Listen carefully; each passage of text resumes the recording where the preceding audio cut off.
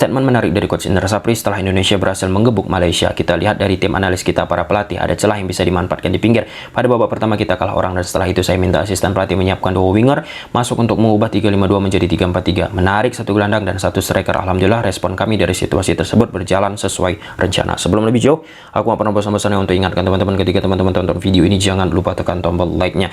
Ya, aku berharap teman-teman sudah menonton analisa pertandingan Indonesia 1 Malaysia 0 di turnamen AFF U19. Kita membahasnya menggunakan grafis di atas lapangan plus melakukan kombinasi dengan menggunakan tactical board. Banyak hal-hal menarik di ulasan tersebut. Kemudian poin kedua, kalau kita bicara pemain sepak bola, penting bagi pemain-pemain untuk memahami taktik yang diinstruksikan oleh pelatih kepalanya, sehingga apa yang direncanakan oleh pelatih kepalanya bisa terimplementasi, bisa teraplikasikan di atas lapangan.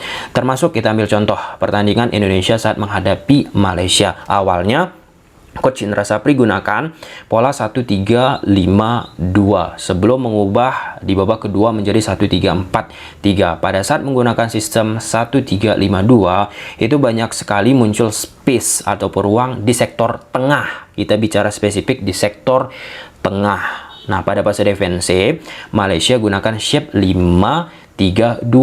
Nah, pada fase build up yang dilakukan oleh Indonesia, salah seorang dari 3 gelandang di tengah yang dimiliki oleh Malaysia sering ke-trigger ke lini belakang ataupun fase build up yang dimiliki oleh Indonesia, sehingga Malaysia menyisakan 2 pemain di tengah. Nah, Indonesia tentu ada 3 pemain di sektor tengah, 3 versus 2. Siapa yang akan menang? Indonesia, yang akhirnya membuat ruang banyak muncul di posisi Figo dan Caviatur. Sayangnya, bagaimana untuk memanfaatkan sektor tengah yang banyak space, yang harusnya bisa diokupansi, itu tidak secara prima bisa dieksekusi oleh Indonesia. Ya, bisa karena 3 pemain Indonesia pada fase build up di pressing, under pressure, kemudian tidak prima passingnya untuk memberikan bola ke posisi Caviatur atau Figo, ataupun ketika ingin memberikan progresif pass ke ruang yang muncul di sektor tengah ragu-ragu.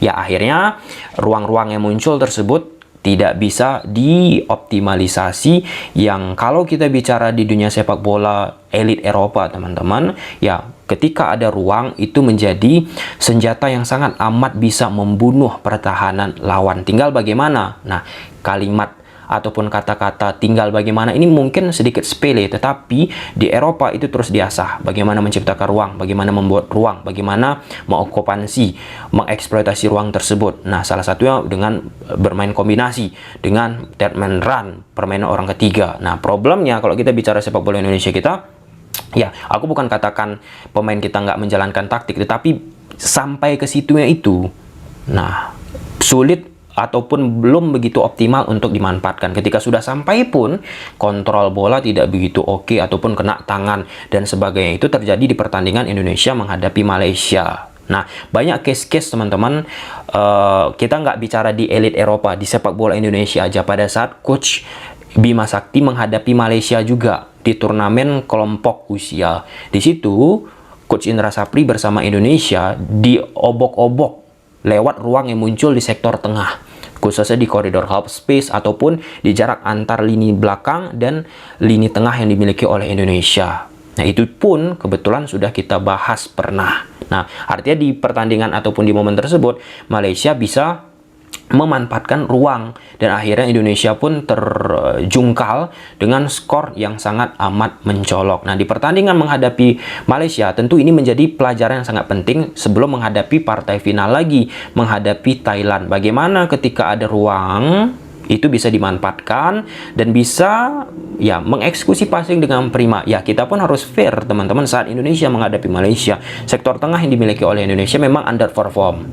Caviatur underperform kemarin ataupun pertandingan sebelumnya menggila. Figo underperform, yang masih tetap stabil itu Welber. Nah, tetapi dari situasi tersebut bisa kita katakan bagaimana permainan kolektif tidak bisa secara prima dikembangkan dikala munculnya banyak ruang teman-teman. Welber pun ya dia stabil, tetapi ada juga beberapa keputusan untuk bisa memprogresikan bola, ada ruang teman-teman untuk ke depan, tetapi ia tahan. Akhirnya secara defensif 5-3-2 dimiliki oleh Malaysia ataupun lawan pun reorganisasi lagi, membuat space itu pun tertutup, harus lagi rebuild up, diulangi lagi fase build up-nya. Nah, soal progresif pass ini memang menjadi salah satu hal yang sangat penting di dunia sepak bola sekarang, bukan hanya mutar-mutar di area permainan sendiri. Artinya dari hal tersebut penting kan secara individu bagi pemain-pemain tersebut untuk memahami taktik.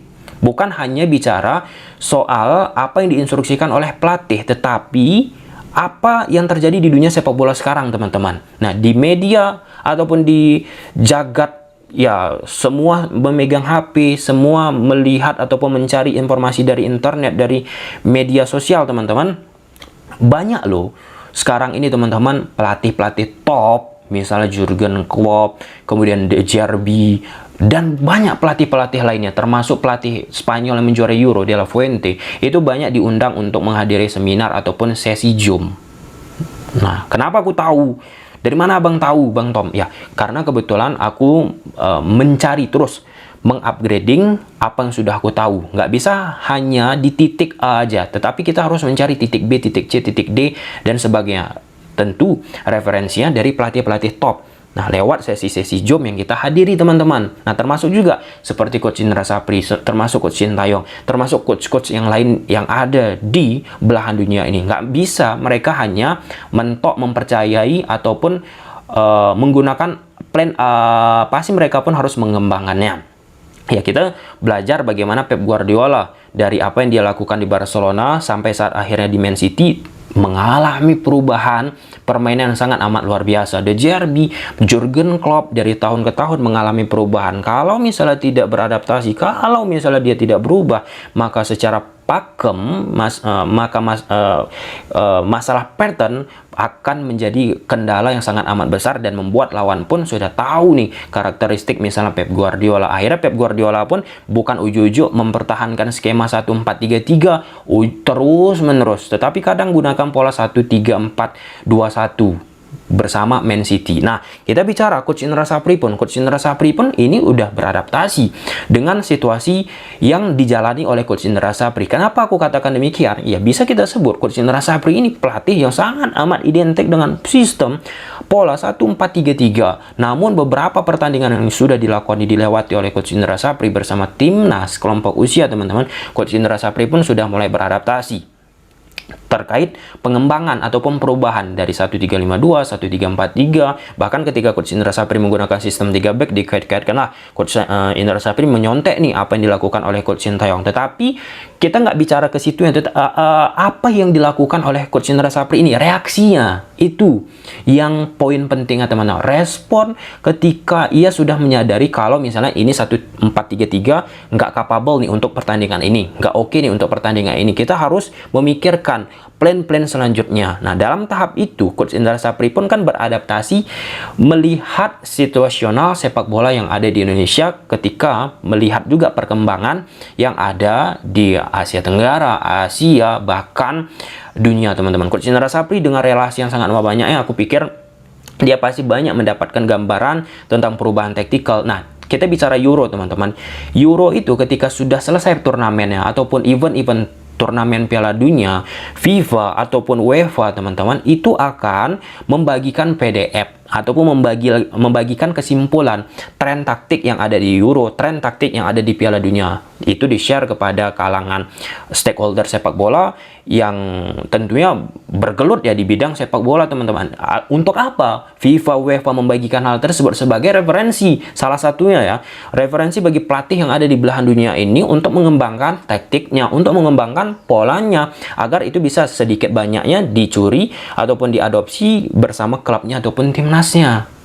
Nah, yang namanya pengembangan taktik, yang namanya soal perubahan taktik itu sangat amat dinamis, dan kita pun bukan hanya bicara bagi seorang pelatih, Coach Indra Sapri dengan beberapa pattern cutbacknya kan, ya itu kan menjadi hal yang rutin dia lakukan. Tetapi ada beberapa elemen-elemen perubahan, dan yang terpenting teman-teman, reaksinya, respon yang dimiliki oleh Coach Indra Sapri yang beberapa pertandingan ini yang sudah kita ulas. Silahkan saja tonton. Nah, itu pelatih. Pemain pun tadi sudah kita sebut teman-teman, pemain pun harus memahami taktik itu. Misalnya apa itu third man run, bagaimana menciptakan third man run, bagaimana agar bisa menciptakan yang namanya overload dan lain sebagainya. Itu bukan harus dipahami teman-teman, sehingga apa? Sehingga ketika ada muncul ruang di sektor tengah, ataupun misalnya ada unggul orang di sektor tengah, itu bisa dimanfaatkan, bukan malah bermain ke samping atau ke kiri ataupun ke kanan. Nah, situasional yang dimiliki oleh Coach Indra saat Indonesia menghadapi Malaysia, sektor tengah Indonesia kan underperform, akhirnya dimasukkanlah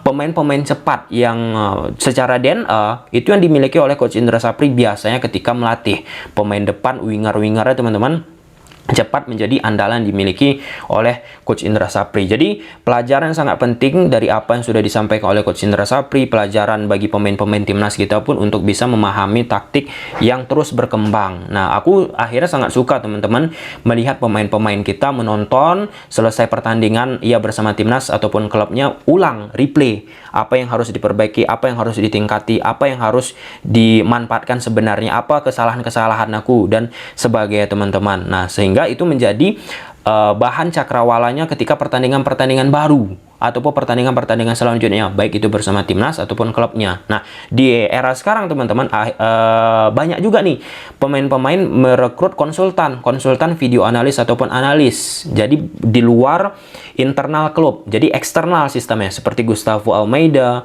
dan banyak. Klok juga teman-teman melakukan hal serupa. Untuk apa? Untuk membahas ya perubahan dinamika yang harusnya terjadi di atas lapangan, apa yang harus dilakukan. Ya, ujung-ujungnya soal pengembangan pemahaman taktikal yang dimiliki oleh seorang pemain. Nggak bisa, sekali lagi, berada di zona nyaman ketika kita menganggap taktik kita, ketika pemahaman taktik kita, kayaknya itu yang paling betul, itu yang paling benar, udah itu aja dimainkan, ini akan bisa mengalahkan lawan. Nggak bisa seperti itu. Sekarang sangat-sangat cair, sangat-sangat dinamis, dan kita bisa belajar dan bahkan bisa berdiskusi langsung dengan pelatih-pelatih yang kita nonton misalnya di Premier League. Itu banyak sesi Zoom-nya teman-teman, dan sangat gampang kita melakukannya di era digital sekarang ini. Oke, gimana menurut teman-teman? Coba silahkan tulis di kolom komentar. Bye.